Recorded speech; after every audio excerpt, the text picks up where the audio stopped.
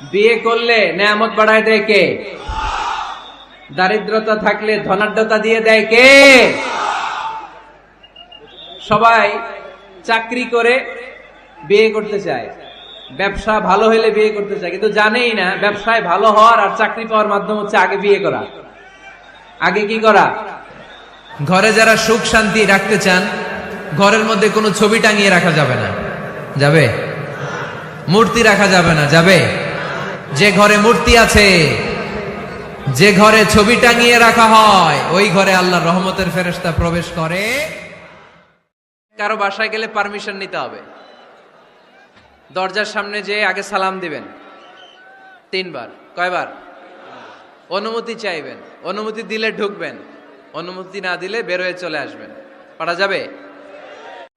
বিশ্বনবী সাল্লাল্লাহু আলাইহি ওয়াসাল্লামকে ডাকতে হবে ইয়া নবী আল্লাহ, ওনাকে ডাকতে হবে ইয়া রাসূল আল্লাহ, ওনাকে ডাকতে হবে ইয়া হাবিব আল্লাহ। বাড়ি উদ্বোধনের সময় নিজেই সূরা বাকারা দিয়ে বাড়ি উদ্বোধন করবেন। পারা যাবে?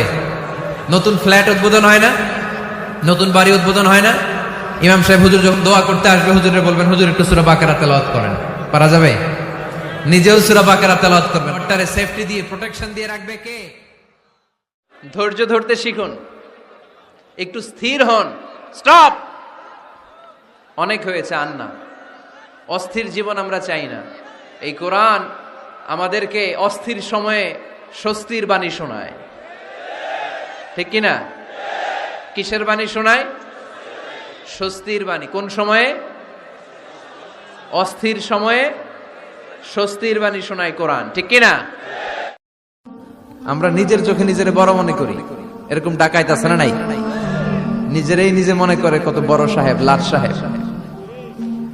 মান তাওয়াদা তারাফা, এটা হচ্ছে সুন্নাতুল্লাহি ফিল আরদ।